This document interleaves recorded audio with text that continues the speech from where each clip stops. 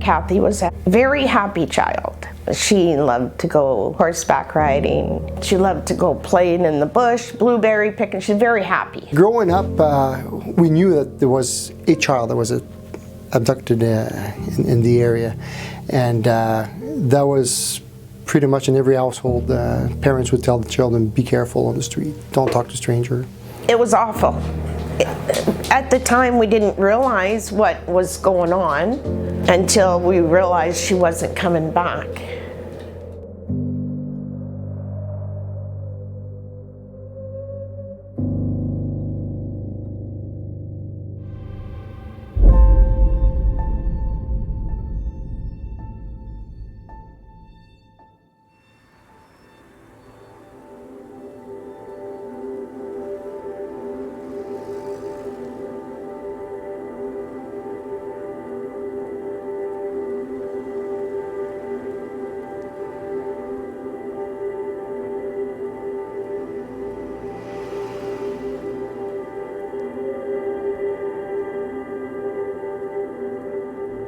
A couple days before she was murdered, my mother gave her a haircut, and she kept her hair. She used to keep all our hair, and I don't know why, but she used to keep all our hair, and thank God she did, because that's all we had.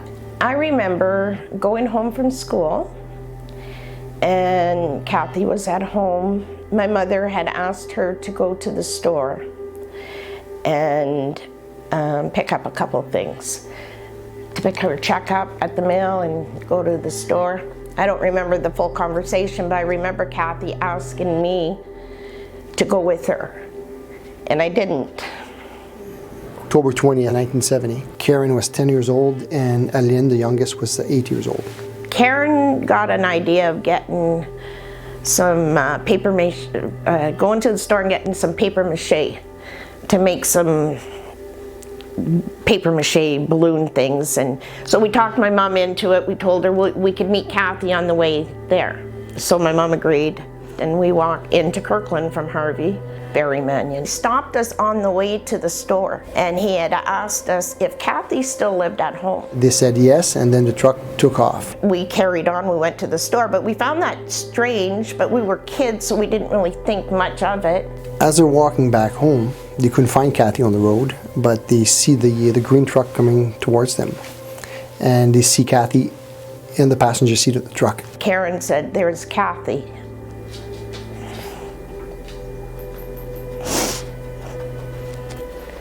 And I fell. And when I fell, he took his hand and he pushed her head down. So we wouldn't see, but we had seen her. So we ran home and told my mom. I believe that's when she called the cops. She called Tech Police. So a Tech Police officer showed up in Harvey Kirkland, realized that the Wilson family lived in OPP jurisdiction. So they said, well, we'll send an OPP officer. OPP officer shows up, speak with the Wilson, find out that Kathy went missing on the way to Kirkland Lake. And then they said, well, it's a Tech Township police call. The boundary was a power line. So if you live on this side of the power line, if you call the police, well, the OPP will show up at your door. And if you live on the other side of the power line, divided the community, then Tech Police would show up. At the same time, on the Highway 66, there was a fatal motor vehicle accident, and a lot of officers were involved in managing this call. So the missing person call went on the back burner. After that, it was just chaos. We went searching for her. It took 10 days before it was finally assigned to a CIB case, to a CIB inspector. So they had already lost like 8 good days of policing, searching, canvassing. I remember telling him that he put his hand on her head. That information was heard by the officers, was repeated word of mouth to other officers involved in this case. And I've looked in the initial investigation for any police report that would indicate, that would confirm that information, and I couldn't find it. It was nowhere to be found. And they didn't believe us.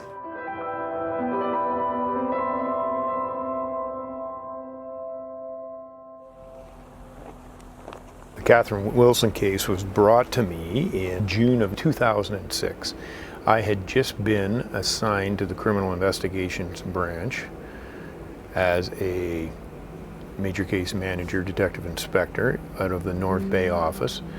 And at that time, Senior Constable Rick Phillips had been assigned to work on unsolved homicides, and he had conducted a review on the Catherine Wilson file.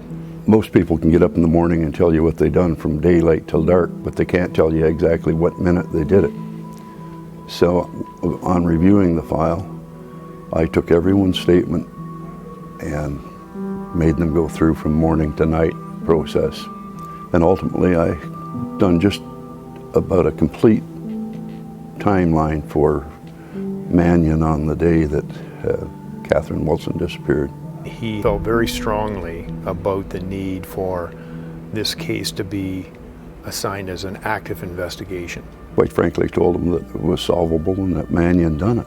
And very passionately explained to me his rationale behind that position. And he, after hearing the review, he agreed. Deputy Commissioner Vince Hawks at that time and Chief Superintendent Kate Lyons gave us their full support for resourcing and staffing this 39-year-old historic homicide investigation. Detective Ken Leopard is a very tenacious person when he takes a task on. And there's no doubt in my mind that he was going to finish it or take it as far as he possibly could. That's a good feeling when you're working for a person like that. I was asked to become the lead, and that was the first time I was ever a lead on the case. Hi, how are you? I'm good, how are you? The day my mother met Ivan, Ivan explained to her that he would do everything possible to solve the case.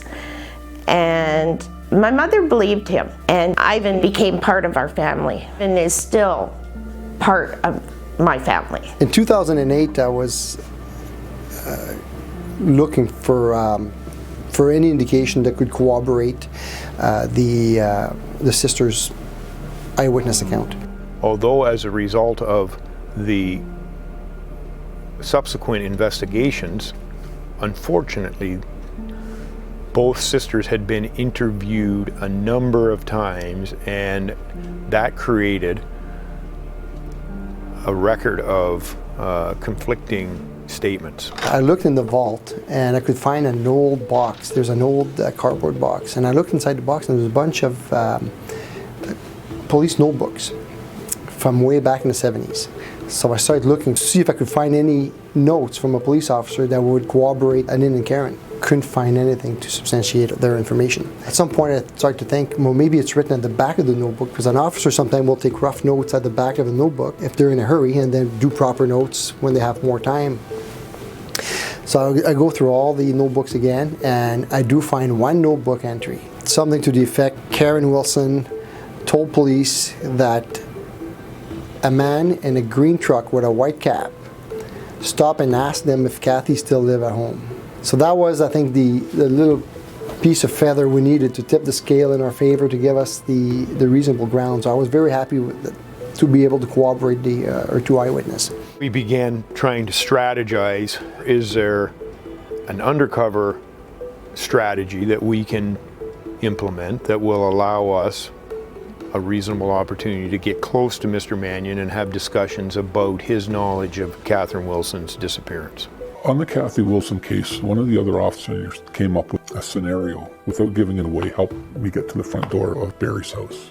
The intelligence was already there that he worked at a car dealership, and I have an interest in old cars, so I was able to turn that conversation around to vehicles, and that at the end of the conversation he gave me his business card, and I took advantage of that. Started doing trips into his office, buying things from the dealership. Funny thing is, at the beginning of the very first meeting with him at his doorstep, I said, maybe we'll go out for a beer sometime, and he said, that's never going to happen. And it went from there to him actually giving me keys to his car so I could use it anytime I wanted to. He had a lot of demons that he kept bottled up inside him, and we were able to sort of get him out of the shell that he had created. Our biggest opportunity for evidence that would take us through a prosecution would be a confession. 65 scenarios, 24 other police officers. You're trying to remember 2 years worth of half-truths and lies that you've told the suspect Sometimes you feel like there's so much to lose if you make a mistake. When we really pushed Mr. Mannion to give us everything that he knew, the way we presented it, it was discouraging as the case manager to see him not give us a detailed confession, although his responses were consistent with that of someone that was responsible. And when things didn't go exactly as we thought they were, I had a very strong concern that night because I thought he was going to come crashing through my hotel door because we'd angered him quite a bit and he was under extreme stress. We didn't have enough to satisfy a Crown attorney that we were at the point of a reasonable prospect of conviction. Eventually, and at the end, he basically caved in. I think he was broken down from the undercover operation, the outside interviews that the investigators were conducting. Investigators were around the table, and Inspector Leppert asked every one of us for our opinion. Do you think there's anything else that we can do to further this investigation? Is there any other way we can find additional evidence?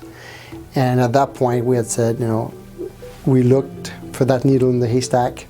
I think this is as good of a case as ever going to get.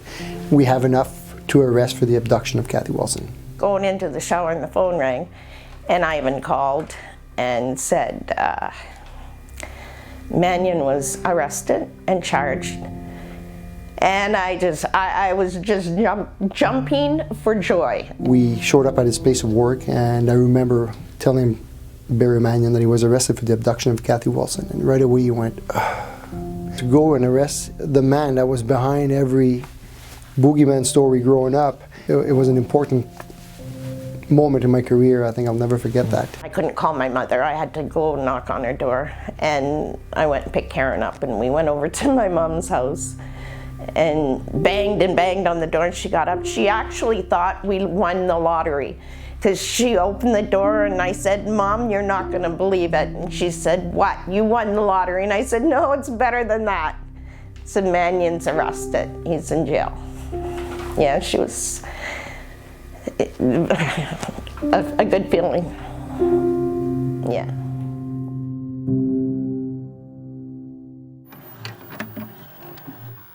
Over 1970, wouldn't be saying to yourself, oh my God, I'm the last person that ever saw Kathy. I don't know that. No, but you were with her. Okay. We're supposed to know that. We proceeded to interrogate Mr. Mannion. The interrogation was initially led for approximately 6 hours by Detective Sergeant Jim Smith, who was a polygraph operator at that time. What are my options? Police solve the case of a 38-year-old child sex murder. Option 2? Option 2, man's remorse gets the best of him and he comes clean with what happened in 1970. Option 3? There's 2 options. Pick one or the other, because it ain't going to be coming clean. I can't come clean. I didn't do it. That first 6 hours, Jim was able to lay out the strength of our case and really impressed upon Mr. Mannion how we were convinced that he was the one that who had abducted Catherine Wilson. Witness number 3, you're driving out of town. You're not listening to me, and I'm not listening to you then. You need to start telling me the truth if you want me to listen to you, You heard Barry. the truth as I remember it. Yeah, as you remember it. We didn't expect that he was just going to roll over, so to speak, and give us a confession. So Jim Smith did a fabulous job in setting the stage for the rest of the interrogation. Why don't you tell me the story as you recall it, Barry, and if there's any questions of clarification? That's going to be the long version.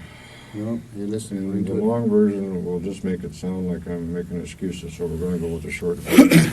It was decided that Doug was going to change the approach of the interrogation, so he went in after 6 hours and started talking with Barry. And I'm watching, and the rest of the investigative team is watching on a remote monitor from another room. You know that he's about to give you a confession. You could sense that, and the investigators that are watching are anxious, they're excited, it's very high energy. Yeah, I did see her sister, and I did push her head down so she wouldn't see her, but obviously she did. Continued on till we found a secluded spot, and she raised a ruckus, and well, I'm going to tell Mom, I'm going to tell Dad, and then she jumped out of the rear part. She jumped out of the truck and started to run, and I chased her through the fairly heavy woods. That time I'm seeing my whole life disappear because I'm assaulting a young girl, but now it's going to disappear because I did this. She put up a scream and struggle, and I'm trying to convince her that, no, like, I don't have to tell anybody, and yada, yada. She was a very tough little girl. She put up a, that's enough, and don't do that, and I'm telling her. And she did everything right. I did everything wrong. I really didn't mean for her to die. That's why I became a police officer, to put bad guys in jail. I was willing to share some of the more intimate details of our investigation that we were not prepared to make public at that time, but I was willing to share that with the victim's family. So I did tell them that we had received a confession. I wish my dad would have been here to see it. I'm sure he did see it from above. But I'm glad my mom was here. And Mrs. Wilson gets up, and she was in her mid-70s, I believe, at that time. And she comes over, and I can remember her standing above me, and I was in a chair similar to this, and I stood up, and she just hugs me, and she starts to sob on my chest, and she says to me, and I'm paraphrasing, but she says, "There has not been a day since I sent Catherine to the store to get that can of Alpha-Gettys and a loaf of bread that I haven't blamed myself." And it was so powerful. It was the world to her. That's all she lived for. She wanted to know what happened to her little girl. It reminds me how important our role as police, our role as investigators is to public safety, and our commitment to finding the truth about how victims of unsolved homicides met their death.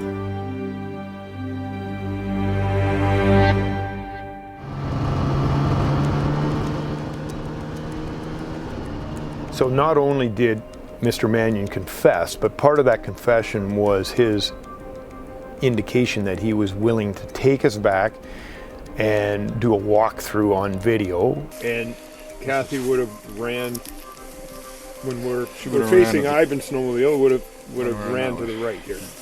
It's the only time in my career that I've seen someone who was arrested and in custody for a murder being escorted on an OPP snowmobile along with subsequent snowmobile, trying to audio and video record the entire process. January 9th, there was a lot of snow, and although the Wilson sisters wanted to go get some shovels and start digging themselves to find Kathy, we had to wait until the spring. Barry Mannion wanted to deal with this as quickly as possible. In March of 2009, he did plead guilty. The courts provided Catherine's two sisters with an opportunity to give a victim impact statement. They gave the most compelling victim impact statement that I have ever been privileged to hear. He'd already pled guilty to abducting, sexually assaulting, and murdering Catherine, and now you're hearing from the family of 39 years of victimization. They were wearing high heels, and they were walking past the prisoner box where Mr. Mannion was in custody. Mr. Mannion attempted to say, "I'm sorry," and the older sister stops, and you could hear, I can remember hearing the lights humming in the courtroom. It was so silent, and she looks at him and she says, "You," and she continues to walk. You could hear her heels clicking on the floor, and the judge, I am sure, let that hang for, it seemed, an eternity. Such a powerful experience.